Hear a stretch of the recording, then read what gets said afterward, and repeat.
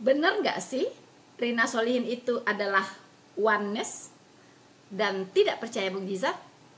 Yuk kita buktikan.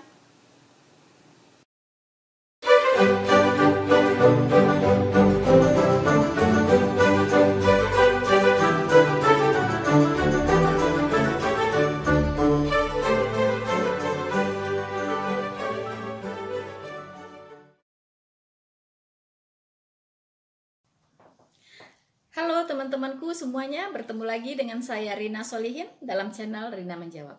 Teman-teman, saya berharap semoga kasih karunia Tuhan selalu bersama kita, ya. Dan hari-hari ini kita tahu bahwa beberapa hari ke belakang perhatian kita itu terkuras ya teman-teman ya, dengan satu peristiwa yang cukup merepotkan, ya, merepotkan banyak pihak. Ya, merepotkan pemerintah, ya, merepotkan TNI, Polri, dan tentu kita masyarakat juga sangat direpotkan gitu, ya, dengan adanya aksi keramaian ya teman-teman, dan di tengah-tengah COVID-19 yang belum berakhir ini teman-teman. Nah, jadi bagaimana ya kita sebagai orang percaya, kita harus betul-betul banyak berdoa hari-hari ini teman-teman, ya. Kita harus banyak berdoa untuk negara dan bangsa kita, ya, supaya keutuhan dari negara NKRI ini, ya, Negara Persatuan Republik Indonesia ini tetap terjaga teman-teman, ya, tidak dirongrong, ya, tidak dipecah belah, ya, dipecah belahkan, tidak dihancurkan ya oleh kepentingan sekelompok orang. Teman-teman, kita berdoa untuk pemerintah, untuk presiden kita dan jajarannya, ya, untuk TNI, untuk Polri, ya, dan semua pihak yang merasa mencintai negara ini, teman-teman, ya. Jadi kita berharap semua bisa diselesaikan sesuai dengan hukum yang berlaku, ya.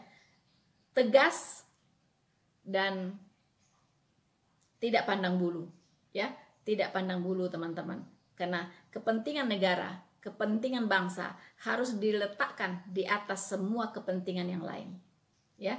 Nah, itu kita doakan dan kita juga berharap Tuhan, ya, ikut campur tangan dalam menyelesaikan persoalan bangsa ini, ya.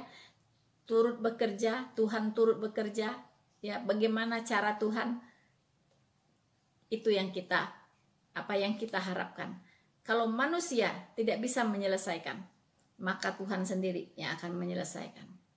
Dan ingat, kita percaya doa orang benar besar kuasanya. Teman-temanku, kali ini saya membuat video khusus untuk mengklarifikasi, ya, beberapa anggapan, ya, beberapa pendapat di luar sana yang mengatakan bahwa Rina Solihin itu adalah oneness dan Rina Solihin itu tidak percaya mukjizat.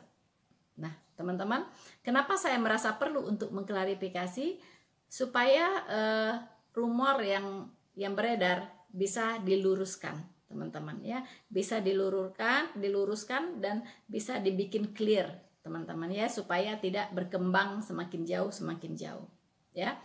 Ya, kita harus memaklumi banyak kepala, banyak pendapat, ya kan?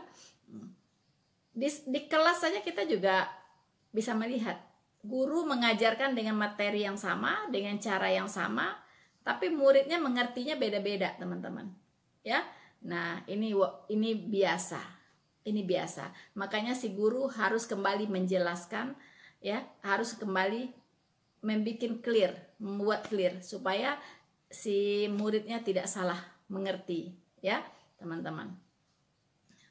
Saya akan mulai untuk menjelaskan apakah saya oneness atau tidak, ya. Sebenarnya sangat simpel.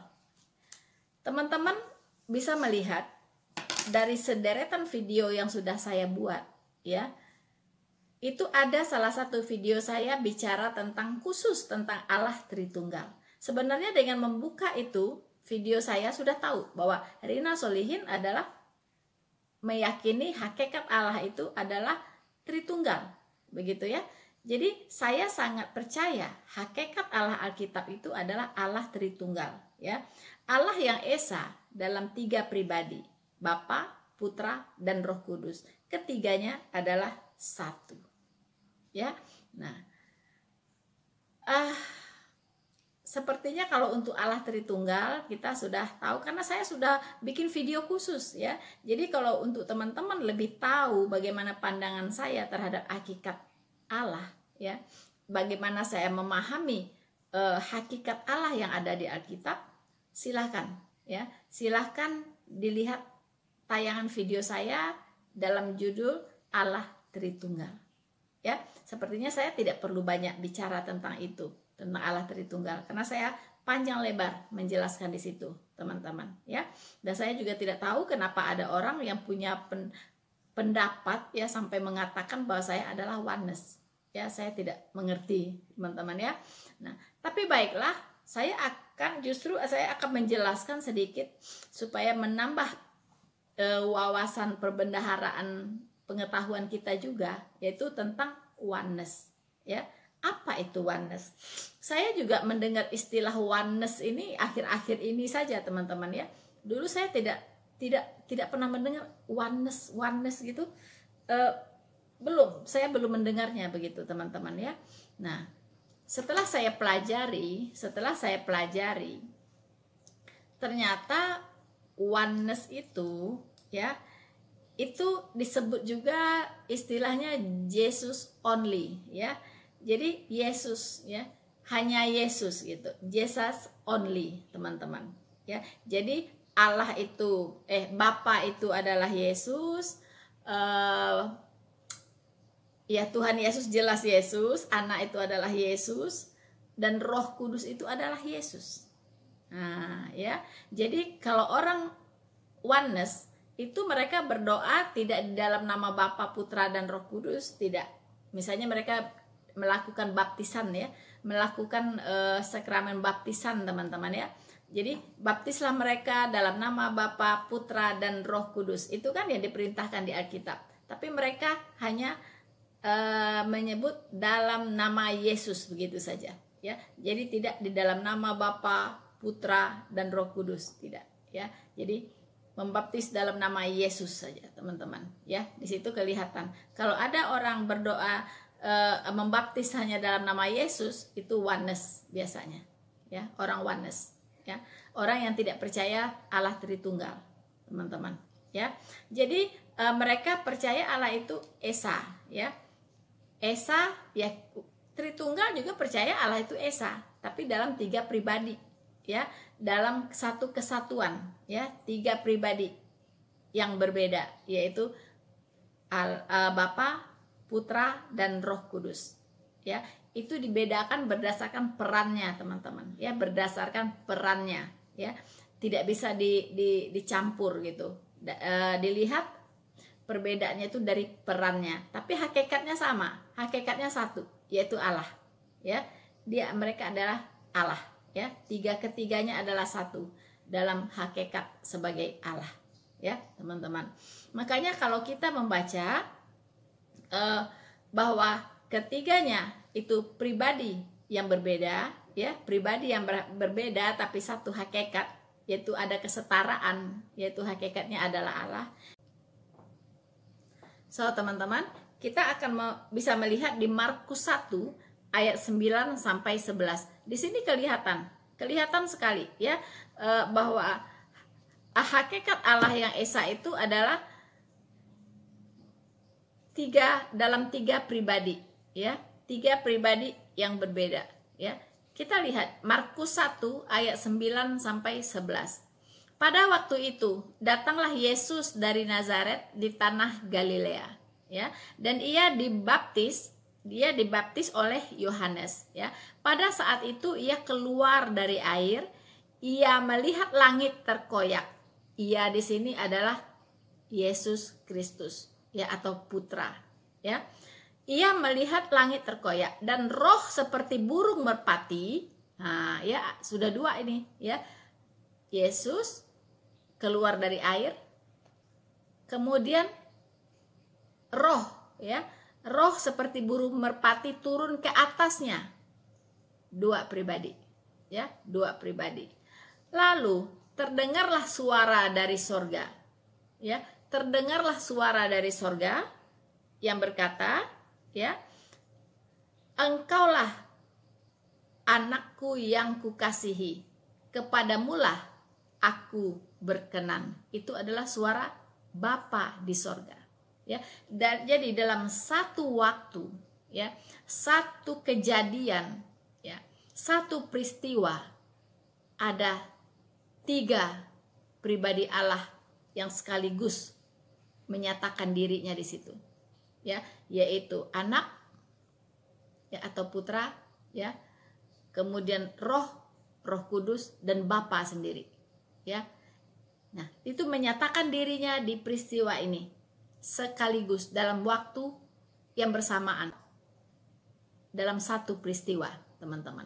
Nah, di sini terlihat bahwa Bapa, Putra, dan Roh Kudus itu, ya, 3 pribadi, 3 pribadi, ya, 3 pribadi Allah dalam satu kesatuan, ya, yaitu Allah yang Esa dalam 3 pribadi. Di sini dilihat, teman-teman, terlihat sekali, jelas sekali, ya. Nah, ayat ini dengan terang benderang mengatakan bahwa ada 3 pribadi Allah yang Esa itu, teman-teman, ya, dalam satu kesatuan, ya, dalam hakikat yang sama, yaitu Allah yang Esa. Ini banyak manusia tidak bisa memahami ini, ya. Macam-macam gitu cara mereka memandang tentang Allah Tritunggal. Ada yang mengatakan Allah Tritunggal itu tiga Tuhan, gitu ya. Jadi Tuhannya 3, ya kan?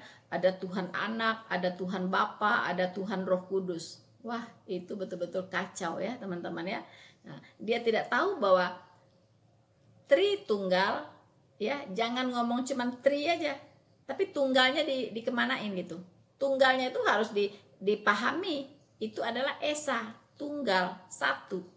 Siji, ya, siji, teman-teman, ya, Tritunggal, 3 dalam satu kesatuan, itu namanya Tritunggal, ya. Esa dalam 3 pribadi, nah, itu namanya Tritunggal, ya. Jadi bukan 3 Tuhan, ya, seperti yang dipahami Irene Handono, ya. Dulu dia katanya menyembah 3 Tuhan, ya kan?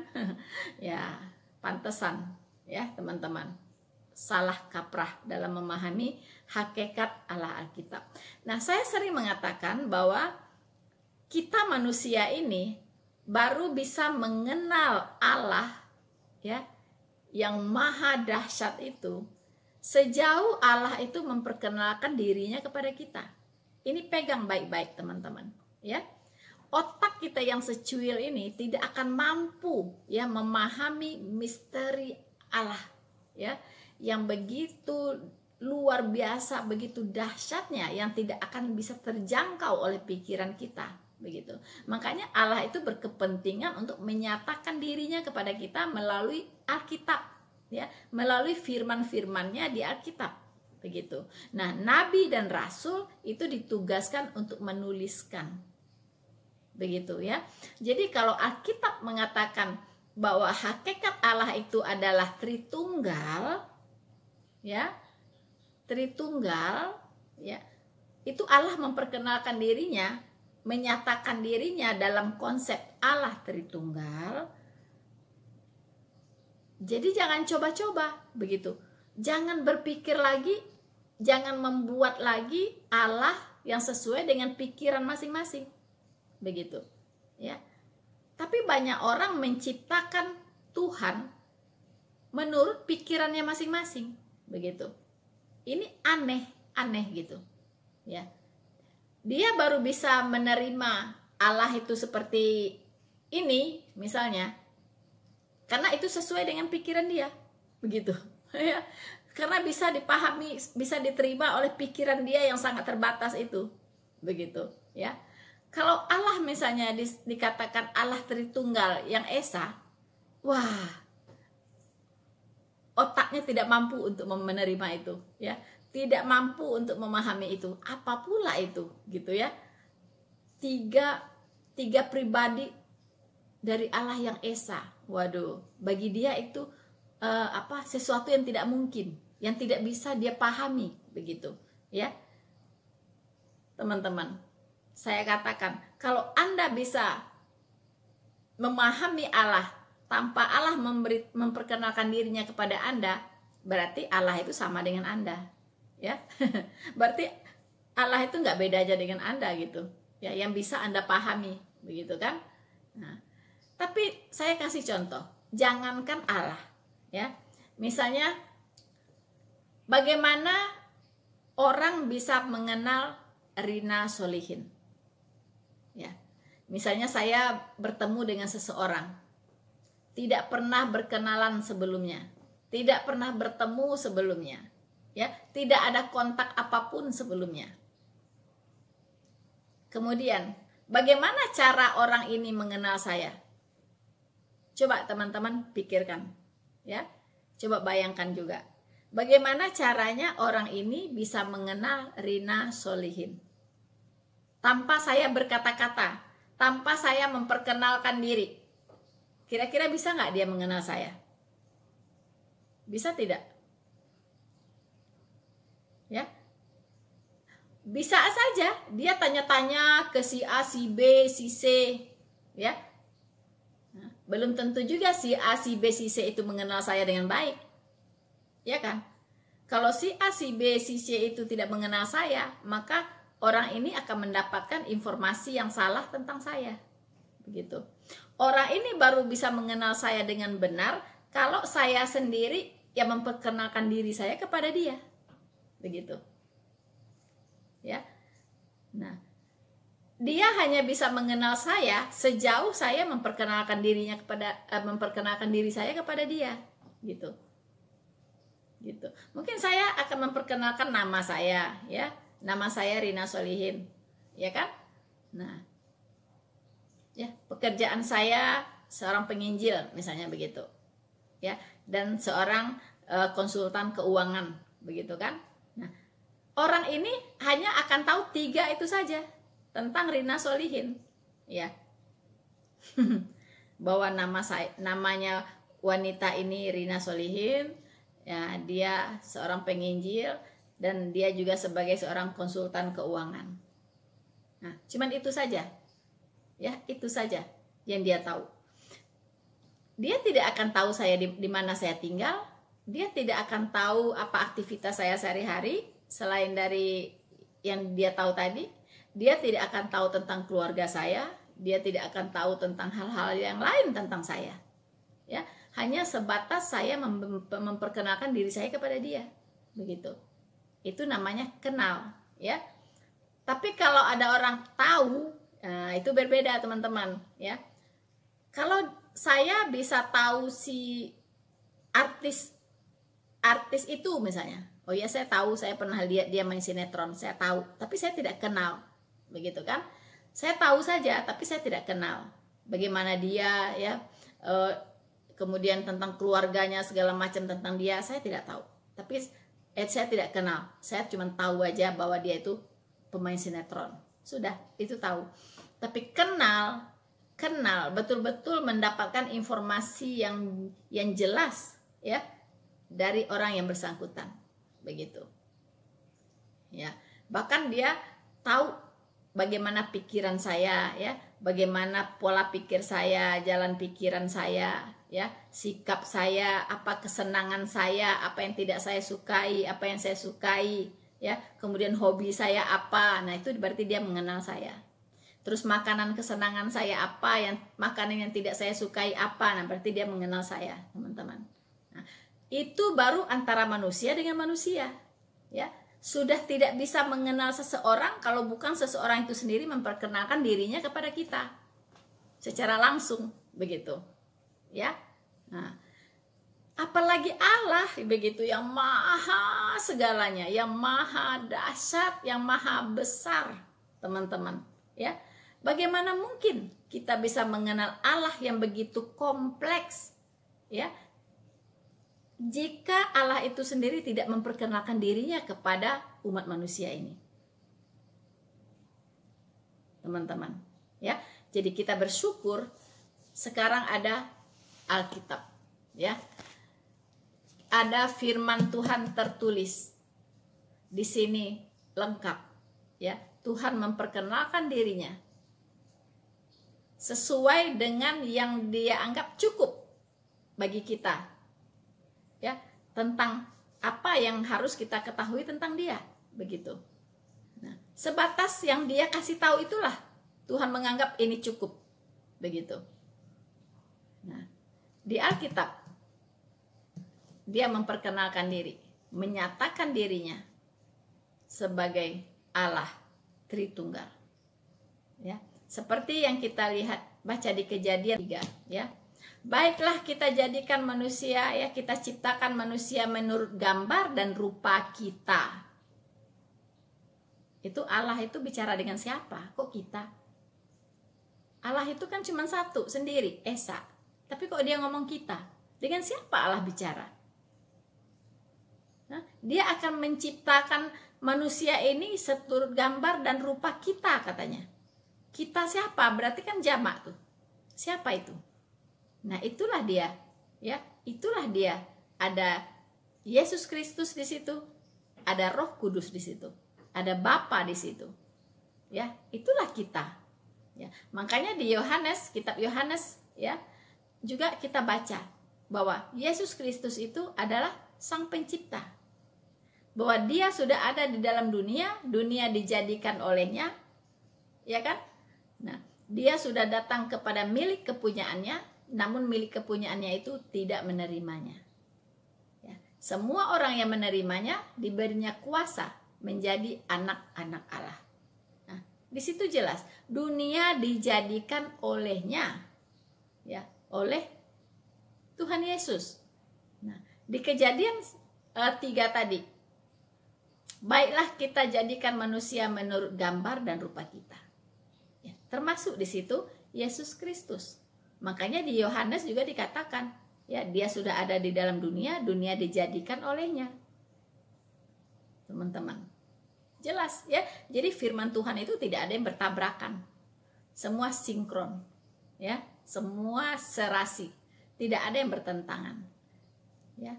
Kalau ada orang melihat ada firman Tuhan di Alkitab bertentangan, berarti orang itu yang salah paham. Ya, firman Tuhan tidak pernah salah, tapi manusia yang salah paham. Begitu, ya, teman-teman. Nah, jadi jelas bahwa saya sangat meyakini, ya, bahwa hakikat Allah di Alkitab itu adalah Allah Tritunggal. Jangan lagi di lain kali mengatakan bahwa saya oneness, itu salah besar, teman-teman, ya. Saya tidak percaya oneness. Jadi jelas, ya, bahwa hakikat Allah itu adalah Tritunggal.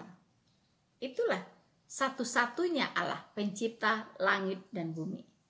Ya, pencipta langit dan bumi adalah Allah Tritunggal. Ya, seperti yang dikatakan di 1 Yohanes 5 ayat 7.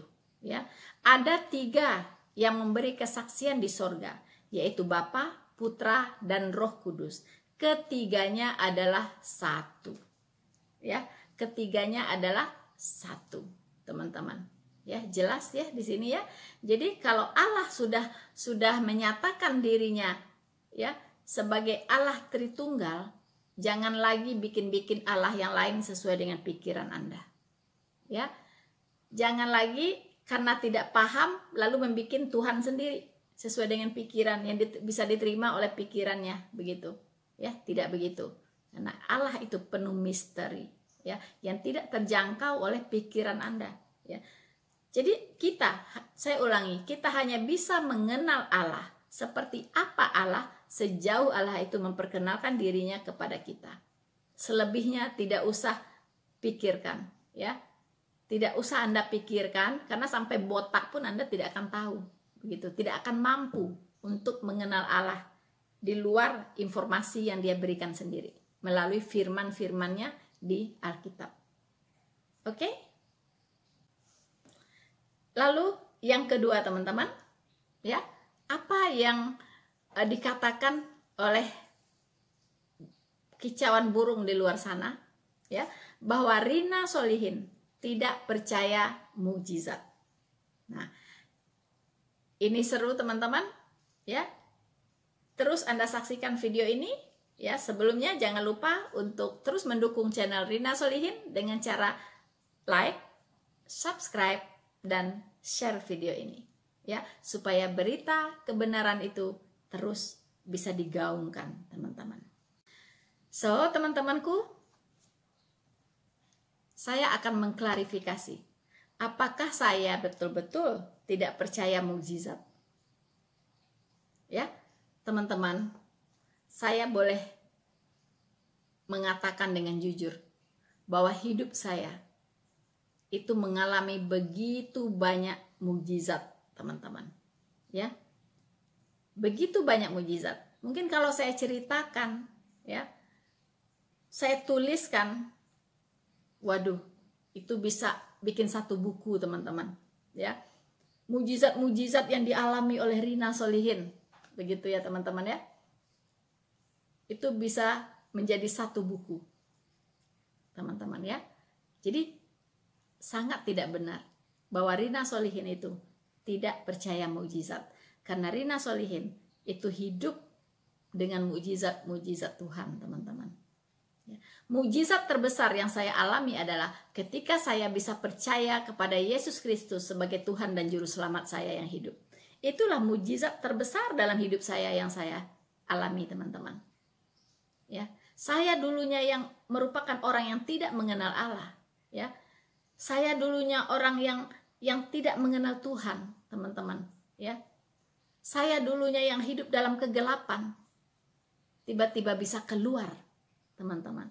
Ya, dan menerima Yesus Kristus sebagai Tuhan dan Juru Selamat saya, dan saya percaya kepadanya, dan saya bersedia siap untuk melayani Tuhan sebagai ucapan syukur saya atas kasih karunia Tuhan yang sudah diberikan kepada saya. Itu adalah mukjizat terbesar dalam hidup saya, teman-teman. Ya, sesuatu yang dulunya tidak pernah terbayangkan, sesuatu yang dulunya tidak mungkin saya jadi Kristen, tidak mungkin saya bisa percaya kepada Yesus Kristus, tidak pernah terlintas dalam pikiran saya, teman-teman, tidak pernah terlintas di hati saya, ya, yang tidak pernah timbul dalam hati, tidak pernah terlintas dalam pikiran. Nah, itu yang disediakan Tuhan bagi saya. Itulah mukjizat terbesar dalam hidup saya, teman-teman. Ya, belum lagi mukjizatnya yang berupa pemeliharaan Tuhan dalam kehidupan saya. Ya. Orang mengira ketika saya keluar dari Islam, kemudian menjadi seorang Kristen, maka saya akan dikutuk hidupnya, teman-teman. Saya akan melarat, saya akan dihajar oleh Tuhan, saya akan dibuat, pokoknya seburuk-buruknya, ya. Tapi apa yang terjadi? Mukjizat demi mukjizat Tuhan Yesus saya alami, teman-teman. Saya ada seperti hari ini, itu semua karena mukjizat Tuhan. Bukan karena kehebatan saya, bukan karena kekuatan saya, teman-teman, tapi semata-mata karena kasih karunia Tuhan, dan mukjizat-mukjizatnya itu nyata dalam hidup saya, teman-teman. Ya, jadi mana mungkin saya tidak percaya mukjizat? Saya percaya bahwa kuasa Tuhan Yesus itu sama dulu, sekarang, sampai selama-lamanya. Dan itu saya tidak ragu, teman-teman. Ya. Nah, lalu apa yang saya tidak percaya? Kok orang sampai mengatakan bahwa Rina Solihin tidak percaya mukjizat?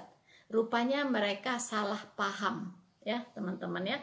Mereka tidak mengerti apa yang saya maksud, ya. Saya sangat percaya kepada mukjizat, bahwa mukjizat masih terjadi sampai hari ini. Ya. Catat ya. Saya percaya kepada mukjizat Tuhan, dan mukjizat itu masih terjadi sampai hari ini. Garis bawahi, ya. Tapi apa yang saya tidak percaya? Saya tidak percaya bahwa masih ada karunia melakukan mukjizat yang diberikan oleh Allah setelah Alkitab selesai ditulis, setelah zaman para rasul berakhir, setelah jabatan nabi dan rasul tidak ada lagi. maka kuasa melakukan mujizat, karunia untuk melakukan mujizat itu pun berhenti. Tidak ada lagi. Itu yang saya pegang, teman-teman. Ya, jadi kalau ada orang mengatakan dia punya karunia melakukan mujizat, itu yang saya tidak percaya. Ya, tapi kalau mujizat itu sendiri, saya masih percaya, teman-teman. Saya percaya. Saya kasih contoh. Misalnya ada seorang gembala, ya, mendoakan orang sakit misalnya. Ambil contoh yang banyak dilakukan, mendoakan orang sakit. Kemudian orang sakit itu sembuh. Begitu, sembuh gitu. Nah, apakah dikatakan bahwa langsung pendeta itu mendapat gelar, ya, pendeta yang diurapi, ya kan? Yang punya karunia penyembuhan, begitu. Tidak, teman-teman, ya. Orang itu bisa sembuh karena doanya dijawab Tuhan. Doanya dijawab Tuhan. Pendeta itu berdoa, ya. Dia berdoa minta kesembuhan dari Tuhan bagi si sakit, dan Tuhan mengabulkan itu. Makanya si sakit ini sembuh. Ya, tapi bukan karena orang pendeta ini memiliki karunia melakukan mujizat kesembuhan. Bukan, ya, bukan. Nah, boleh dibuktikan. Coba taruh 1000 orang sakit, ya, 1000 orang sakit. Undang pendeta tadi, ya, undang pendeta tadi untuk melakukan mujizat penyembuhan di situ, dan lihat apakah 1000 orang itu sembuh. Ya. Kalau memang karunia melakukan mujizat itu masih ada hari ini, ya, harusnya COVID sudah hilang, ya kan? Di asrama atlet itu tidak ada pasien COVID lagi. Di rumah-rumah sakit tidak penuh seperti sekarang. Karena mereka-mereka yang mengatakan masih punya karunia melakukan mujizat, pasti akan diundang ke sana. Pasti akan pergi menyembuhkan orang-orang sakit. Begitu, teman-teman. Tapi kan tidak pernah kita lihat. Tidak ada. Belum ada terdengar bahwa ada satu orang yang yang punya karunia melakukan mujizat penyembuhan yang luar biasa, membuat pasien-pasien COVID di rumah sakit A misalnya semua sembuh. Kalau ada, saya angkat topi. Tapi tidak ada, kan? Begitu. Jadi bedakan karunia melakukan mujizat dengan Tuhan menjawab doa. Gitu, menjawab doa, teman-teman. Kita bisa bedakan bagaimana para rasul melakukan mujizat dulu, ya, dengan para pendeta atau gembala, ya, yang menyembuhkan orang sakit melalui doa pada hari ini. Ya, teman-teman. Nah, kalau rasul dulu, ya, dia hanya cukup mengucapkan satu kata, sembuh, sembuh. Tidak dilihat apakah orang ini beriman atau tidak, begitu. Ya, karena disembuhkan dulu dia baru beriman, begitu. Ya, bukan beriman dulu baru sembuh. Ada yang sembuh dulu kemudian baru dia percaya, gitu. Ya, kalau hari ini kenapa dia nggak sembuh? Oh, imannya kurang. Ya kan? Karena dia kurang iman makanya dia nggak sembuh. Nggak bisa begitu. Kalau rasul dulu mau beriman nggak beriman, kalau dia katakan sembuh ya sembuh. Begitu, teman-teman. Ya. Nah, jadi bedakan, ya, bedakan. Kemudian saya akan mengutip, ya, beberapa ayat bahwa saya tadi mengatakan bahwa karunia melakukan mujizat itu adalah tanda kerasulan, ya, hanya diberikan kepada para rasul dengan tujuan apa? Untuk meneguhkan firman yang mereka sampaikan. Karena pada saat itu Alkitab belum selesai ditulis, jadi firman Tuhan tertulis, firman Tuhan yang tertulis itu belum ada saat itu. Ya, bagaimana orang bisa percaya, ya, kepada rasul-rasul yang sangat-sangat sederhana ini, gitu. Ada nelayan di situ, ya kan? Yang latar belakangnya orang tahu, begitu, teman-teman. Nggak mungkin lah dia ngomong tentang kerajaan Allah, dia memberitakan Injil, orang bisa langsung percaya. Siapa lu, gitu kan? Ya kan? Nah, nggak mudah untuk percaya. Makanya Tuhan tahu, supaya orang bisa percaya kepada apa yang mereka sampaikan, kepada Injil yang mereka beritakan, maka para rasul ini dikaruniai dengan tanda-tanda, kuasa-kuasa untuk melakukan mujizat, teman-teman. Ya, mari kita lihat, ya, mari kita buka Markus 16 ayat 20. Ya, bahwa kuasa untuk melakukan mujizat, ya, dikaruniakan oleh Allah kepada para rasul tadi itu adalah dengan tujuan untuk meneguhkan firman yang mereka sampaikan, ya, untuk meneguhkan firman atau berita Injil yang mereka sampaikan, teman-teman. Ya, Markus 16 ayat 20. Mereka pun pergilah memberitakan Injil, ya, ke segala penjuru. Tuhan turut bekerja dan meneguhkan firman itu dengan tanda-tanda yang menyertainya. Jelas ya di situ ya, bahwa tanda-tanda, ya, tanda-tanda itu maksudnya karunia-karunia melakukan mujizat dan kuasa-kuasa yang diberikan kepada para rasul, itu tujuannya adalah untuk meneguhkan firman yang mereka sampaikan, teman-teman, ya. Markus 16 ayat 20. Ingat ya, teman-teman. Nah, kemudian karunia melakukan mujizat, ya, dan tanda-tanda dan kuasa-kuasa itu adalah juga diberikan sebagai tanda kerasulan. Tanda kerasulan. Jadi kalau bukan rasul nggak punya, ya. Kalau nggak rasul dia nggak diberikan karunia ini, karena itu adalah tanda kerasulan, begitu. Jadi cuma rasul saja yang punya. Kalau ada orang lain juga punya, berarti ini bukan tanda kerasulan. Kalau semua orang bisa punya, itu berarti bukan tanda kerasulan, teman-teman. Jadi harus bedakan, ya. Nah, Alkitab sudah menggariskan ini, ya.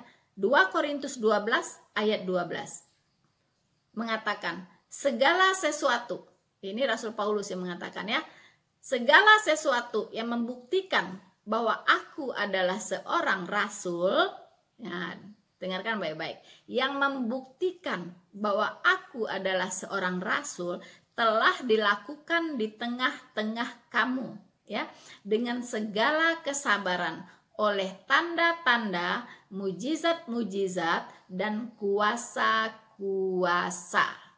Nah, teman-teman, ya, jadi Rasul Paulus betul-betul seorang rasul, ya. Jadi kalau ada tudingan miring di luar sana bahwa Paulus itu bukan rasul, bertobatlah hari ini, ya, bahwa Rasul Paulus itu betul-betul seorang rasul, yaitu dengan tanda-tanda yang dikaruniakan kepadanya, yaitu berupa mujizat, kuasa-kuasa untuk melakukan mujizat, ya. Nah, inilah tanda kerasulan. Banyak ya mujizat yang dilakukan oleh Rasul Paulus, ya. Jadi tidak bisa dibantah lagi bahwa Paulus adalah rasul Kristus, ya, bukan rasul palsu. Kalau rasul palsu itu tidak punya mujizat, ya. Rasul palsu dipastikan tidak punya mujizat, teman-teman, ya. Kalaupun dia punya mujizat, itu mujizat palsu, ya, mujizat palsu, ya. Karena kita juga diingatkan, ya, akan muncul nabi-nabi palsu, guru-guru palsu, dan mereka akan mengadakan tanda-tanda dan mujizat-mujizat untuk menyesatkan banyak orang. Nah, ingat itu, teman-teman. Jika tanda kerasulan itu sudah selesai karena jabatan rasul tidak ada lagi, lalu masih ada orang, ya, yang memproklamirkan bahwa dia memiliki karunia untuk melakukan mujizat, pastikan itu adalah guru-guru palsu dan rasul-rasul palsu, ya. Karena Alkitab yang mengingatkan itu, bukan kita yang mengatakannya, tapi Alkitab mengingatkan kita sudah, ya, teman-teman. Hati-hati, ya, karena di akhir zaman ini, bahkan nanti, ya, antikristus akan menguasai dunia ini, akan show off, ya di depan mata semua orang memproklamirkan kehebatannya dalam melakukan berbagai mujizat. Bahkan dia bisa menghidupkan patung dan memberikan nyawa kepada patung itu, dan dia bisa menurunkan api dari langit. Teman-teman, ya. Jadi maaf, saya hanya berpegang kepada apa kata Alkitab. Ya. Jika Alkitab mengatakan bahwa kuasa-kuasa, tanda-tanda, ya, untuk untuk melakukan mujizat ini adalah tanda kerasulan, ya, dan untuk meneguhkan firman yang disampaikan oleh para rasul, di luar itu saya tidak percaya. Oke? Jadi bedakan, ya. Saya percaya kepada mujizat Tuhan masih berlangsung sampai hari ini. Tapi saya tidak percaya masih ada orang yang punya karunia melakukan mujizat itu adalah dari Tuhan. Bisa bedakan ya teman-teman ya? Bisa bedakan. Begitu. Ya. Kalau dulu para rasul melakukan mujizat-mujizat itu untuk meneguhkan pemberitaan Injil, ya, untuk meneguhkan firman yang mereka sampaikan dalam memberitakan Injil. Lalu hari ini banyak orang melakukan kebolehan dalam melakukan mujizat-mujizat. Apakah mereka memberitakan Injil? Apakah setelah melakukan itu, mengadakan acara besar-besaran seperti itu, Injil diberitakan? Saya hampir tidak mendengar, ya, di acara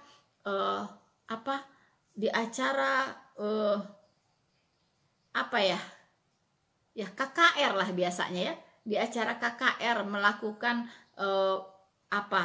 kuasa-kuasa penyembuhan begitu kan, mengusir setan dan sebagainya. Saya tidak mendengar Injil diberitakan. Karena saya dulu juga berada di sana, pernah berada di sana begitu. Setelah saya menerima Yesus Kristus sebagai Tuhan, saya akan keliling gereja. Saya berkeliling ke banyak gereja. Dan saya sudah mengalami itu semua dan menyaksikan dengan mata kepala sendiri. Dan saya tidak pernah melihat, ya, tidak pernah mendengar Injil diberitakan di acara-acara tersebut. Ini yang menjadi persoalan. Tapi dulu para rasul diberikan kuasa, ya, untuk melakukan mujizat, diberikan karunia untuk melakukan mujizat oleh Tuhan.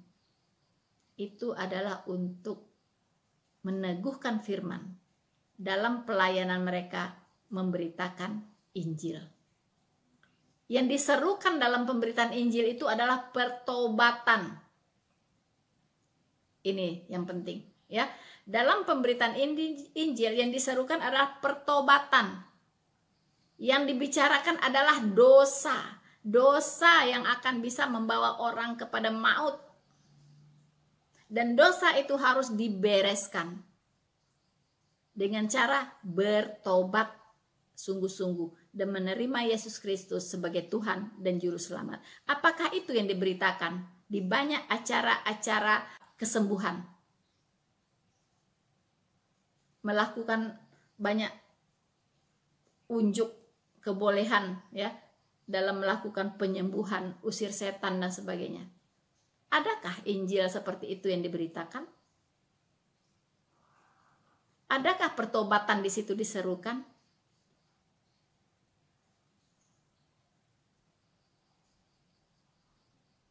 Saya tidak pernah mendengar. Anda boleh, banyak sekali, ya. Anda bisa buka di YouTube. Dengarkan di situ.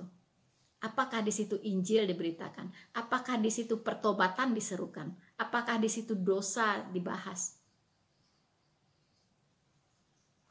Nah, silakan Anda bisa melihat sendiri dan Anda akan paham apa yang saya maksud. Ya, teman-teman. Saya tidak menuntut begitu, ya, bahwa semua orang harus paham dengan saya, sepaham dengan saya, tidak gitu. Manusia, saya katakan, diberi kehendak bebas, ya. Yang penting kebenaran diberitakan, dan seterusnya manusia itu sendiri yang akan memilih, pilih percaya atau tidak. Dan tidak ada orang yang bisa memberikan punishment begitu, tidak, karena itu tanggung jawabnya langsung kepada Tuhan, gitu ya, kepada Tuhan. Kita tidak boleh ya, kalau ada orang yang tidak sependapat dengan kita, tidak masalah begitu, tidak ada pemaksaan, karena namanya makanan sehat itu hanya ditawarkan, bukan dipaksakan. Saya tahu ya, saya tahu banyak orang tidak sependapat dengan saya dalam beberapa hal, gitu. Ya tidak masalah begitu, tidak masalah. Karena satu orang saja diselamatkan, itu malaikat di sorga bersorak-sorai teman-teman. Ya, satu orang saja menyadari dirinya orang berdosa, ya, kemudian dia menerima Yesus Kristus sebagai Tuhan dan Juru Selamatnya. Dia bertobat sungguh-sungguh, itu malaikat di sorga bersorak-sorai teman-teman. Gitu teman-teman ya. Nah, so teman-teman jelas ya, sekarang udah semakin clear ya, semakin terang benderang ya, bahwa Rina Solihin bukan oneness ya. Sekali lagi saya ulangi, Rina Solihin adalah meyakini Allah Tritunggal ya. Allah Tritunggal, Allah yang Esa dalam 3 pribadi, 1 hakikat, yaitu Allah. Itu Allah Tritunggal. Oneness adalah meyakini ya, Allah yang Esa baik dalam pribadi maupun hakikat. Bisa bedakan? Bisa bedakan teman-teman ya? Jadi oneness meyakini Allah yang Esa dalam pribadi maupun hakikat. Tritunggal meyakini Allah yang Esa dalam 3 pribadi, 1 hakikat. Oke teman-teman ya. Nah, dan kedua, Rina Solihin percaya kepada mujizat masih berlangsung sampai hari ini ya, dan meyakini bahwa kuasa Tuhan untuk melakukan mujizat ya tetap sama dulu, sekarang, sampai selama-lamanya, dan hidupnya Rina Solihin penuh dengan mujizat teman-teman ya. Yang tidak dipercayai adalah ya, yang tidak dipercayai bukan mujizatnya, tetapi orang-orang yang masih mengatakan bahwa dia memiliki karunia melakukan mujizat. Bahwa hari ini Tuhan masih memberikan karunia untuk melakukan mujizat. Mengapa tidak percaya? Karena Alkitab mengatakan bahwa karunia melakukan mujizat itu adalah tanda-tanda khusus kerasulan. Ya. Dan tujuannya adalah untuk meneguhkan firman yang disampaikan oleh para rasul saat itu, karena firman tertulis belum selesai. Alkitab belum ada. Teman-teman, mengapa Tuhan memberikan karunia itu? Supaya orang mau percaya akan apa yang disampaikan oleh para rasul. So, teman-teman, paham ya? Clear semuanya? Oke, kalau begitu saya ucapkan terima kasih untuk teman-temanku semua sudah menyaksikan video ini dari awal sampai selesai ya. Ya, teman-teman, saya ucapkan terima kasih untuk kita semua. Sehat selalu ya, be happy teman-teman. Joy selalu ya, bahagia di dalam Tuhan. Tuhan Yesus memberkati kita semua. Maranatha.